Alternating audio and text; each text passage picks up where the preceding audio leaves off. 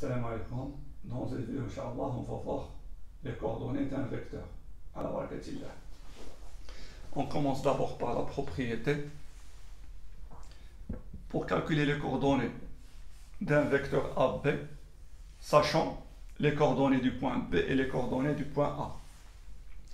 Donc, pour calculer l'abscisse, il faut faire la différence des deux abscisses en commençant par l'extrémité B, xB moins xa. Ça, c'est l'abscisse du vecteur AB. Pour l'ordonnée du vecteur AB, la même chose, la différence des deux ordonnées et en commençant par l'extrémité. Deuxième propriété concernant les vecteurs, pour avoir deux vecteurs égaux, vecteur AB égale vecteur EF,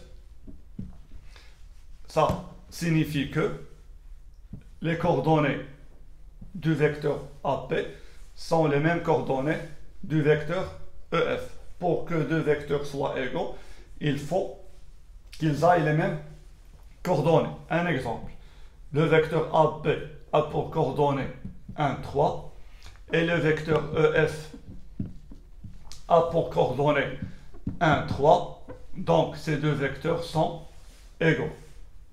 Faites attention, le couple 1, 3 n'égale pas le couple 3, 1. Ce ne sont pas les mêmes coordonnées. Donc, deux vecteurs égaux, automatiquement, ils ont les mêmes coordonnées. Et deux vecteurs qui ont les mêmes coordonnées, ce sont deux vecteurs égaux. On va utiliser les deux propriétés dans cet exercice. Soit A, B, C, D, 3 points avec leurs coordonnées. Montrer que A, B, C, D est un parallélogramme. Pour que A, B, C, D soit un parallélogramme, il suffit d'avoir une égalité de deux vecteurs. Par exemple, le vecteur AB égale au vecteur DC, ou bien le vecteur AD égale au vecteur BC, etc. Ou bien le vecteur BA égale au vecteur CD, ou bien le vecteur DA égale au vecteur CB. On va choisir ici les deux vecteurs AB et DC. Le vecteur AB et le vecteur DC.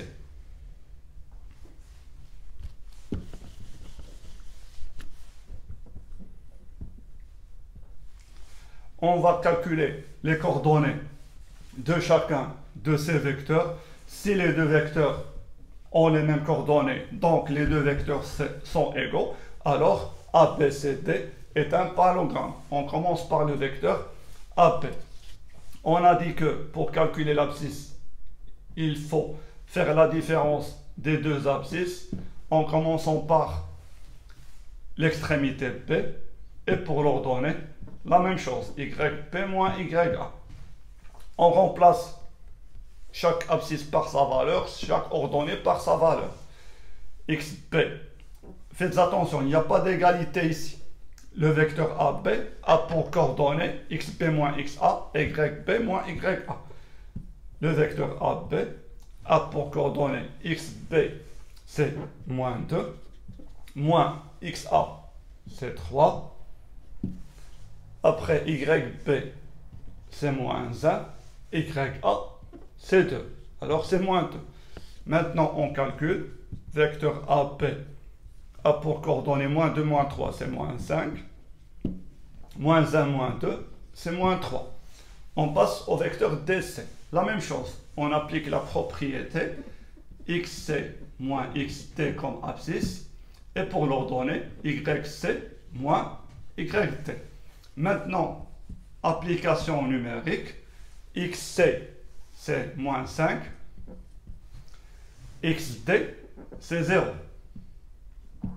YC, c'est moins 7. Moins YT, c'est moins 4. Moins de la propriété et le moins de l'ordonnée de D.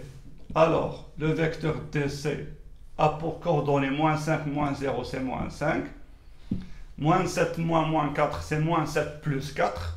On prend le signe du nombre qui a la plus grande distance à 0, c'est le négatif. 7 moins 4, c'est 3. Donc, le vecteur DC a pour coordonnées moins 5, moins 3. La même chose pour le vecteur AP. Alors, le vecteur AP égale au vecteur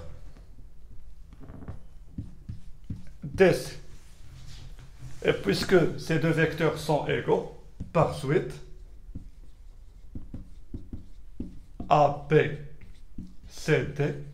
est un parallélogramme.